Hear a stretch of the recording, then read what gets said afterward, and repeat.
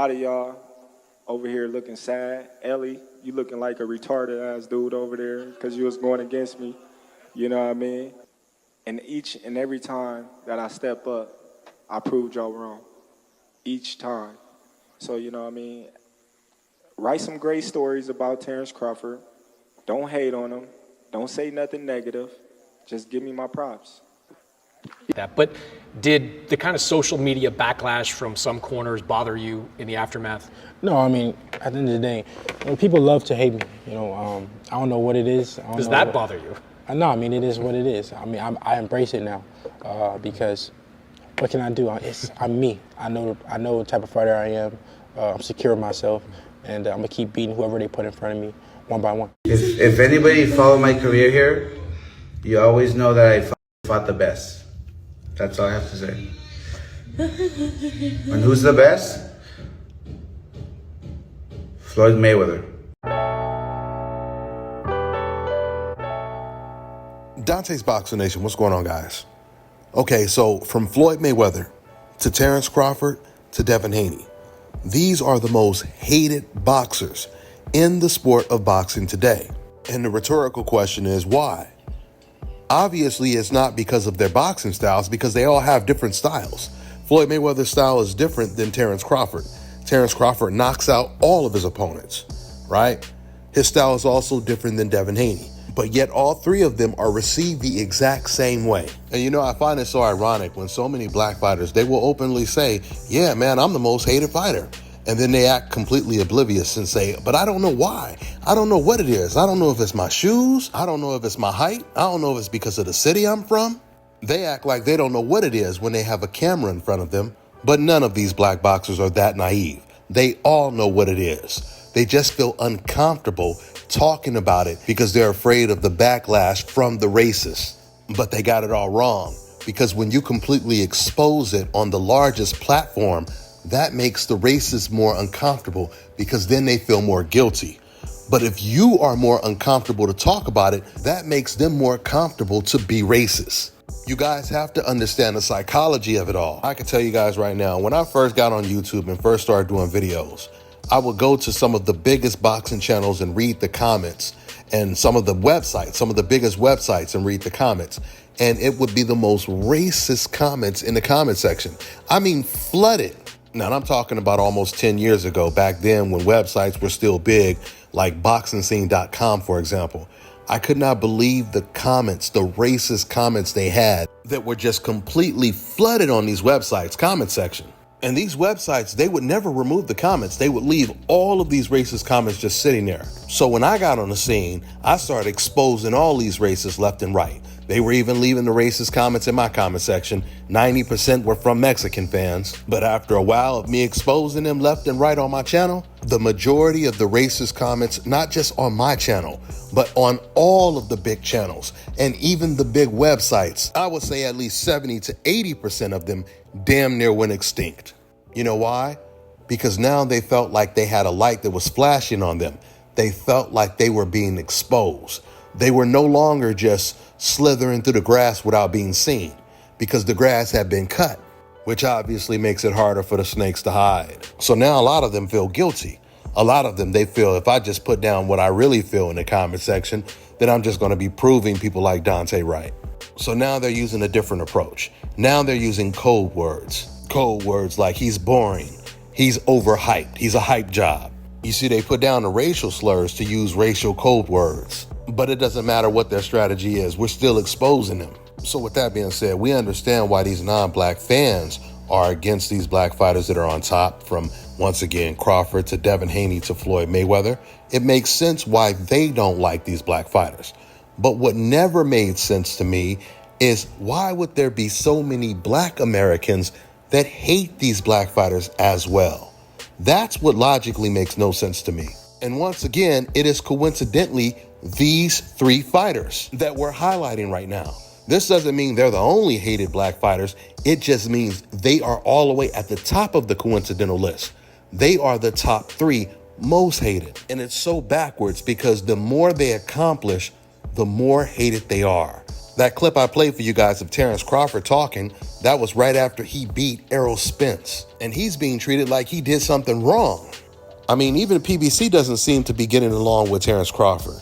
I mean, you got Floyd Mayweather, who just recently said that Terrence Crawford should fight David Benavidez when he's trying to fight Canelo Alvarez. It's just not making any sense.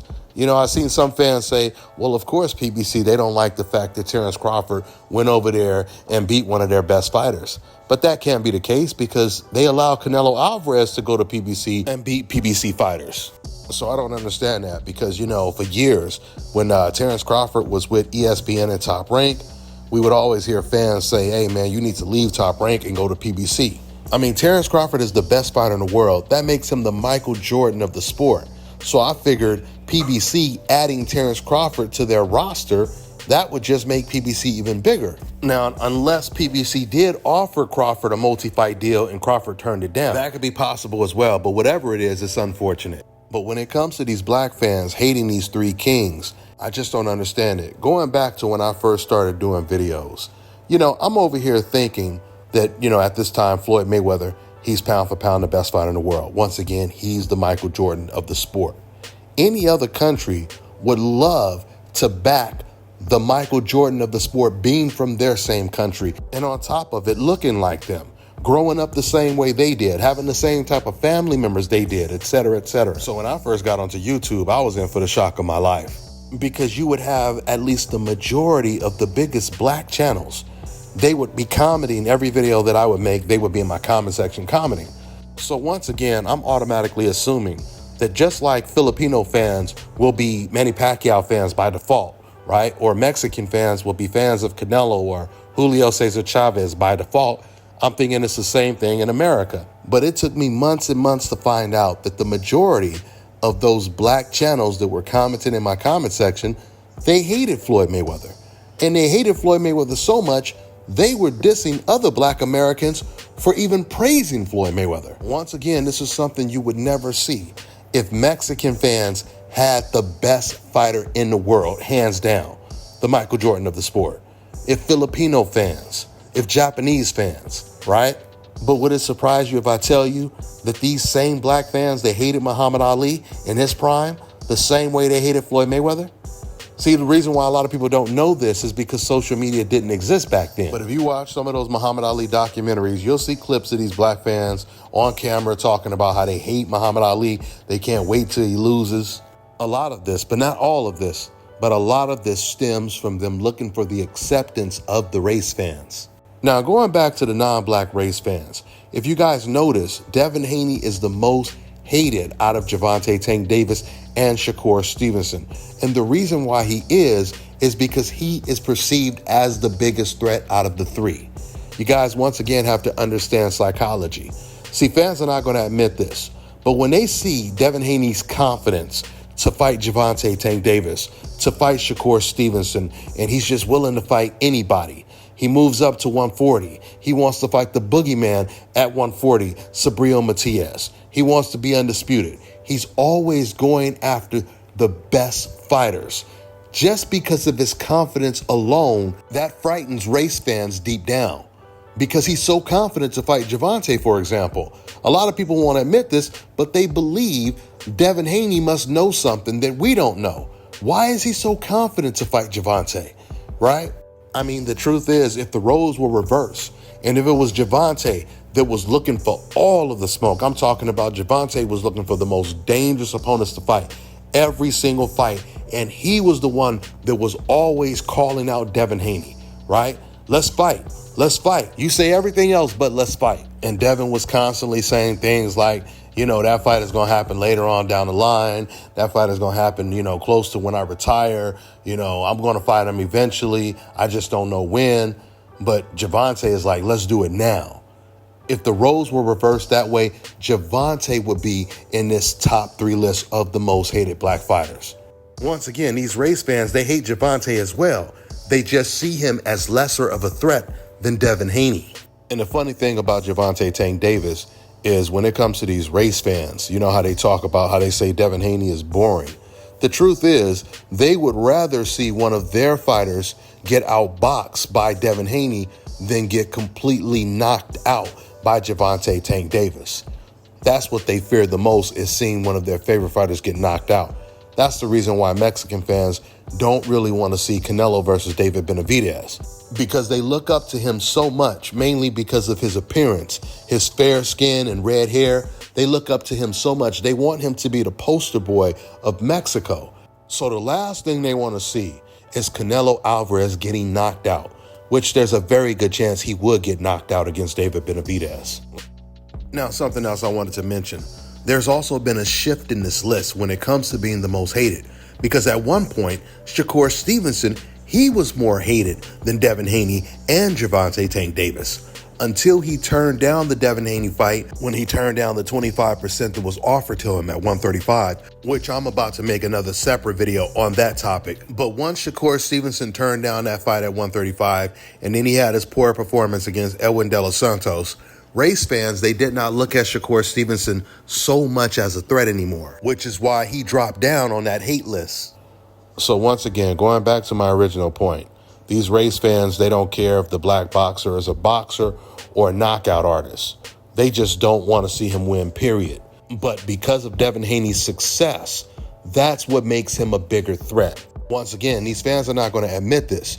They're going to say, oh, Devin, he's trash. They're going to say all kind of stuff. But deep down, they fear that Devin Haney is up next. They fear that the torch has been passed down from Floyd Mayweather to Terrence Crawford to Devin Haney. And that is the reason why these three kings are hated the most in the sport of boxing in America. And let me just close out by saying this.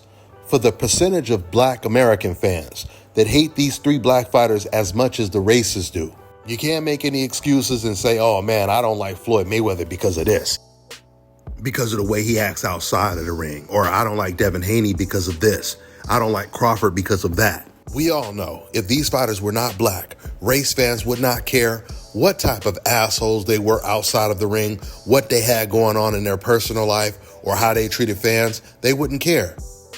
They would only care about what these fighters did in the ring. If you don't believe me, just talk to one of these fans that are not black and ask them, what did you think about Edwin Valero? The fans that know who Edwin Valero is, they will praise him immediately and completely disregard the heinous crime that this man committed. I've seen so many fans do this when his name was mentioned. So at the end of the day, being the best fighter in this sport of boxing, it definitely comes with great responsibility. And the main responsibility is to keep winning no matter what throughout all of this.